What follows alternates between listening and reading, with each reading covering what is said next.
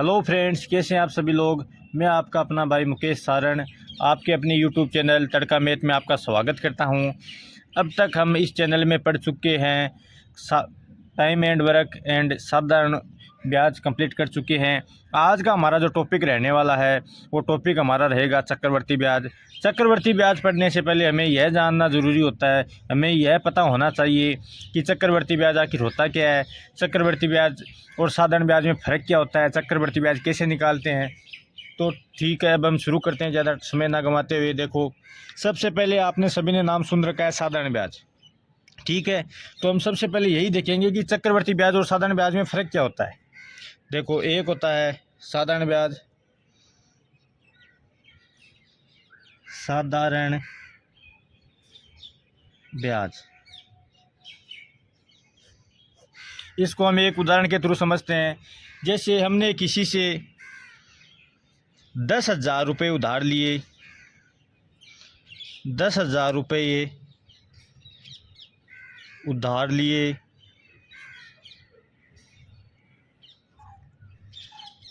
हमारी 10,000 रुपये उधार लिए, कितनी दर से, 10% की दर से, और टाइम हमने लिया 2 साल के लिए। हमने 10,000 रुपये साधारण ब्याज की दर से 10% की दर पर 2 साल के लिए उधार लिए। तो 2 साल बाद हम जब अपना पैसा वापस चुकाएंगे तो हमें कितना पैसा चुकाना पड़ेगा और हमारा ब्याज कितना बनेगा। हमें पहले पता है कि साधारण ब्याज का सूत्र क्या होता है, मूलधन गुणा दर गुणा समय बटा 100 होता है, ठीक है। P into R into T. मूलधन कितना है 10,000 गुणा R कितना है 10 गुणा समय कितना है 2 बट्टा 100। 2 शून्य से गई 2 शून्य, कितना आ गया 100। 10 गुणा किया 1000 और कितना ब्याज आ गया 2,000। अगर हम 10,000 रुपये 10% की दर से 2 साल के लिए साधारण ब्याज पर उधार लेते तो हमें 2 साल बाद कितने रुपए चुकाने पड़ते। 2 साल बाद हमें रुपए चुकाने पड़ते मिश्र धन। मिश्र धन को हम इंग्लिश में एम लिख देते हैं। मिश्र धन कितना चुकाएंगे, 10,000 हमने उधार लिया था प्लस 2,000 हमारा ब्याज हो गया, तो कितने पैसे चुकाएंगे 12,000 रुपये। अगर हमें साधारण ब्याज पूछे तो हमारा आंसर आ गया 2,000 रुपये। अब देखो, हमारा सवाल है कि हम अगर यही राशि 10,000 रुपये 10% की दर से 2 साल के लिए चक्रवर्ती ब्याज पर उधार लेते तो हमें कितना रुपये चुकाना पड़ता, ठीक है। अब देखो, वही 10,000 की रुपये की राशि हमें किस पर उधार लेनी है, हमें लेनी है चक्रवर्ती ब्याज पर। दोनों में डिफरेंस समझने की कोशिश करना कि दोनों में आखिर फ़र्क क्या है, हम क्यों दोनों को साधारण ब्याज और चक्रवर्ती ब्याज को अलग अलग पढ़ते हैं, ठीक है। अब देखो, कितना रुपए लेना है, मूलधन है 10,000 रुपये, वही सेम 10,000 रुपये, और रहेगी अपनी वही 10% और टाइम रहेगा अपना वही 2 साल। कितना रहेगा टाइम 2 साल, ठीक है। 10,000 रुपये को 10% की दर से हमें 2 साल के लिए चक्रवर्ती ब्याज पर उधार लेना है।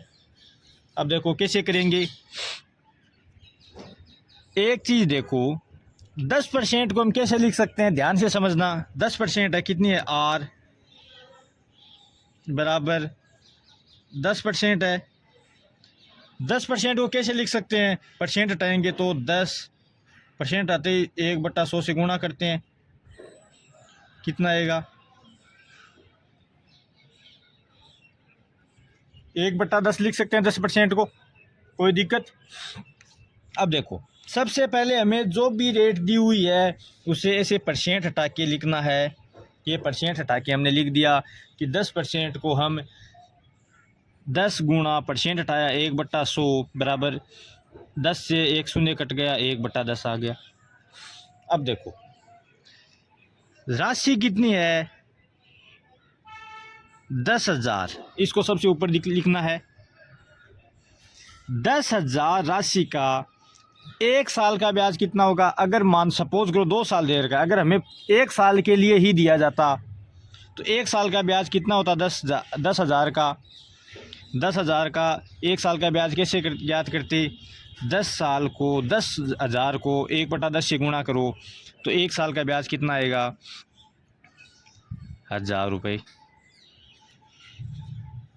आप चाहो तो साधारण ब्याज का सूत्र लगा के भी ज्ञात कर लो, मगर हमने ये प्रोसेस कर ली इसलिए हमें साधारण ब्याज लगाने की सूत्र की ज़रूरत नहीं है। हमें कहीं भी सूत्र तो लगाना ही नहीं है।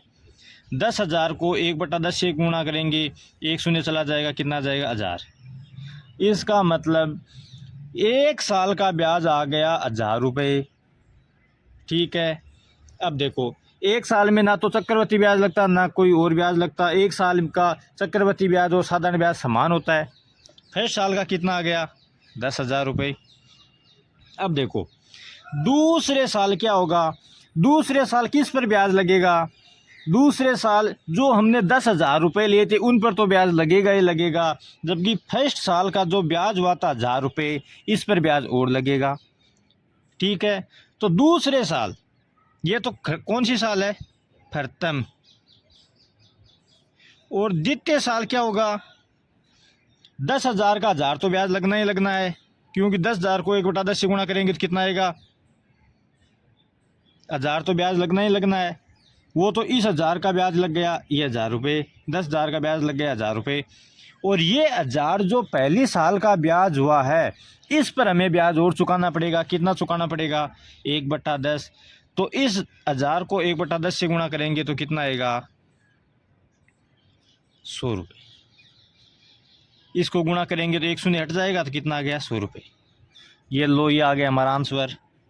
देखो कैसे, पहली साल ब्याज हुआ 1,000 रुपये, दूसरी साल 1,000 रुपये ब्याज हुआ और 100 रुपये और ब्याज हुआ, तो टोटल कितना ब्याज हो गया? 1,000, 2,000, 2,100। तो टोटल ब्याज आ गया 2,100। इसी तरीके का प्रयोग करके हम साधारण ब्याज भी ज्ञात कर सकते हैं। देखो कैसे हुआ। अगर हमें पूछे सिर्फ साधारण ब्याज, तो ये जो फर्स्ट लाइन आती है ये किसकी आती है? सिर्फ पे सिंपल इंटरेस्ट की लाइन आती है। 1,000 और 1,000 2,000, वही हमने 2,000 आंसर निकाला था। ये यहाँ पर कितना आंसर आया था हमारा? 2,000 रुपये आया था। और ये 1,000 और 1,000 को जोड़ेंगे तो कितना आ गया? 2,000 साधारण ब्याज। और अगर चक्रवृद्धि ब्याज पूछे तो इसी मेथड में 1,000 ये एक्स्ट्रा आ रहा है वो जोड़ दिया तो कितना आ गया? चक्रवृद्धि ब्याज कितना आ गया? 2,100। अब हमें कितना रुपये चुकाना पड़ेगा? अब हमें मिश्र धन कितना रुपये चुकाएंगे? हम मिश्र धन चुकाएंगे। मिश्र धन बराबर वही जो हमने पैसा लिया था प्लस ब्याज। ब्याज क्या है? CI है यहाँ। तो पैसा कितना लिया था? 10,000 रुपये लिए थे और CI कितना आया? CI आया 2,100 रुपये। तो कितना चुकाएंगे? 12,100 रुपये चुकाएंगे। कोई दिक्कत? अब इसको हम एक एग्जांपल के थ्रू और समझते हैं। अब देखो हमारा अगला सवाल क्या कह रहा है। हमारा अगला सवाल कह रहा है 20,000 रुपये 10% वार्षिक CI मतलब चक्रवर्ती ब्याज की दर से 3 साल के लिए उधार दिए जाते हैं, तो ब्याज ज्ञात करो। देखो मूलधन कितना है? मूलधन है 20,000 रुपये। दर कितनी है? दर है 10%। और टाइम कितना है? टाइम है 3 साल। सबसे पहले हमने क्या किया था? दर का परसेंट हटाया था। तो दर का परसेंट कैसे हटाते हैं? दर का परसेंट हटाते हैं और कितना है? 10%। परसेंट हटाएंगे तो क्या आएगा? 10 गुणा परसेंट हटाते आ जाएगा 1/100। 1 शून्य से 1 शून्य गया तो कितना आ गया? 1/10। ये हमारा काम हो गया। अब देखो जब आप प्रैक्टिस करोगे तो इस काम को मौखिक भी कर सकते हैं कि 10% आता है वो 1/10 आता है, 20% 1/5 आता है, 50% 1/2 आता है, 5% 1/20 आता है, वो भी मैं बता दूंगा। अब देखो पहले हम समझते हैं कि आखिर चक्रवृद्धि ब्याज बिना सूत्र के हम निकालें कैसे। अगर आपने ये तरीका सीख लिया, फिर चाहे एग्जामिनर सवाल को कैसे भी तोड़े मरोड़े कैसे भी करे, मगर आपका सवाल वो गलत नहीं करवा सकता। ठीक है, अब देखो कैसे करेंगे। कितना रुपए उधार लिया था हमने? 20,000 रुपये। सबसे पहले ये लिख दिए 20,000 रुपये। ठीक है, अब देखो 20,000 पहली साल का ब्याज कैसे ज्ञात करेंगे? 20,000 को गुणा करेंगे 1/10 से, तो एक शून्य हट जाएगा, तो कितना जाएगा? 2,000 रुपये। ठीक है, कौन सी साल हो गई? पहली साल हो गई। अब क्या करना है? दूसरी साल। देखो, दूसरी साल 20,000 पर ब्याज लगेगा और इस 2,000 पर लगेगा। मतलब जो सेकंड है इसी ऊपर ऊपर जितने भी राशि उनका सबका ब्याज लगेगा। इसके ऊपर ये 20,000 भी है और ये 2,000 भी है, तो 20,000 का ब्याज तो हमें पता है कितना आता है, 2,000। और इस लाइन के ऊपर ये भी है ना, इसका भी ब्याज लगेगा, तो इसका ब्याज लगेगा, तो एक शून्य हट जाएगा, तो इसका हमने यहाँ लिखा, तो इसका यहाँ लिखेंगे कितना? 200 रुपये। ठीक है, अब अगर हमें 2 साल का ब्याज पूछा जाता तो हम जोड़ देते 2,000, 2,000, 4,000 और 242 रुपये। हमें थर्ड साल का और पूछा है, 3 साल तक का ज्ञात करना है हमें, क्योंकि हमें 3 साल तक का ज्ञात करना है। तो वही 3 साल में सबसे पहले इसका कितना ब्याज लगेगा? 3 साल, ये 3 नंबर की लाइन है, इसके ऊपर कितनी राशियाँ लिखी हुई हैं? 20,000 है, 2,000 है, 2,000 है, 200 है, इन सब पर तीसरी साल में ब्याज लगेगा। तो पहले 20,000 का कितना लगेगा? वही 2,000। ये लाइन हमेशा 2,000 की आएगी, सेम आएगी। अब देखो, इसका हो गया। अब ये कितने हो गए? 2,000 और 2,000 4,000। तो 4,000 का यहाँ कितना लिखेंगे? 1/10 करेंगे तो 4,000 का कितना आएगा? 400। अब इसका हमने ये लिख दिया 2,000, 2,000 और 2,000, 4,000 का हमने यहाँ 1/10 से गुणा किया तो 400 लिख दिया। अब ये 1, 2, ये 3 कंप्लीट हो गई, ये 200 बच गई। 200 को जब 1/10 से गुणा करेंगे तो कितना आएगा? 20। यही हमारा आंसर है। कैसे? 20,000 हमने दिया था, कितना ब्याज आ गया? 2,000, 2,004, 6,000, 6,000, 400, 6400, 6400, 200, 6600, 6600 और 20 कितना हो गया? 6620 रुपये हमारा क्या आ गया? चक्रवर्ती ब्याज आ गया, हमारा CI आ गया। अब देखो, इस तरीके को सीखने का बेनिफिट क्या है? इस तरीके को सीखने का यही बेनिफिट है कि देखो, अगर हमें इसी सवाल में यह पूछ ले कि साधारण ब्याज क्या होगा, तो साधारण ब्याज की सिर्फ ये एक लाइन आती है। मैंने आपको पहले भी बताया था, सिर्फ ये लाइन साधारण, इसमें पूछा कि साधारण ब्याज क्या होगा, तो साधारण ब्याज होगा सिर्फ 2,000, 4,000, 6,000। और चक्रवर्ती ब्याज पूछे तो ये सारा जोड़ दो। अब अगर हमें इसी में ये पूछे 2 साल का बताओ सिर्फ, तो तीसरी लाइन को भूल जाओ, सिर्फ 2 तक का कितना हो गया? 2,000, 4,000, 200, 4200। अगर हमें ये पूछे कि चक्रवर्ती और साधारण ब्याज का अंतर कितना है, तो देखो अंतर कितना होगा। अंतर पूछे तो फर्स्ट लाइन को छोड़ दो, सिर्फ आगे आगे का जोड़ो। 400 और 200, 600, 600 और 20, 620 रुपये। तो चक्रवर्ती और साधारण ब्याज का अंतर कितना आ गया? 620 रुपये। अगर हमें ये पूछे कि चक्रवर्ती ब्याज में कितना रुपए अधिक चुकाना पड़ता है उसको साधारण ब्याज से, तो कितना चुकाना पड़ता है 400 और 200, 600, 600 और 20 कितना हो गया? 620 रुपये। अगर हमें यह पूछे कि सिर्फ दूसरे साल में कितना ब्याज बना था, तो सिर्फ दूसरे साल में कितना ब्याज बना था? 2,000 रुपये बना था, और 200 कितना बना था? 2,200 बना था। सिर्फ तीसरे साल में कितना ब्याज बना था? सिर्फ तीसरे साल में ब्याज बना था 2,000, 400, 2,420 रुपये। आ रहा है समझ में? अगर ये पूछे दूसरे और तीसरे साल का अंतर बताओ, तो दूसरे और तीसरे साल का अंतर बताओ, इन तीनों को जोड़ के इन 2 को घटा देंगे तो वो अंतर आ जाएगा। अगर आपने यह फॉर्मेट सीख लिया, उसके बाद एग्जामिनर चाहे कैसे भी घुमा के सवाल करे, आप हर सवाल का आंसर दे सकोगे। कैसे इसको कैसे किया देखना चाहो तो गुणा 1/10 किया है। ठीक है, हमारा अगला सवाल है, मूलधन हमें दिया हुआ है 6400 रुपये, ब्याज की दर हमें दी है 12.5%, समय हमें दिया हुआ है 2 साल, हमें पूछा है चक्रवर्ती ब्याज याद करो। कैसे करेंगे? सबसे पहले वही काम, आर का प्रतिशत हटाना है। आर का प्रतिशत कैसे हटाएंगे? आर का प्रतिशत हटाने के लिए आर कितना दिया हुआ है? 12.5%, 12 सही 1/2%। इसको हम कैसे लिख सकते हैं?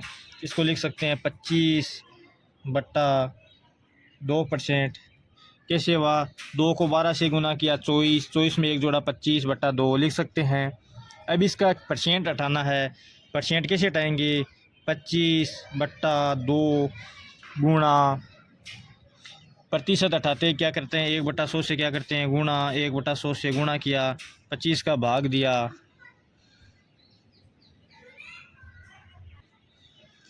25 का भाग दिया कितना आया 8, तो कितना आ गया 1/16।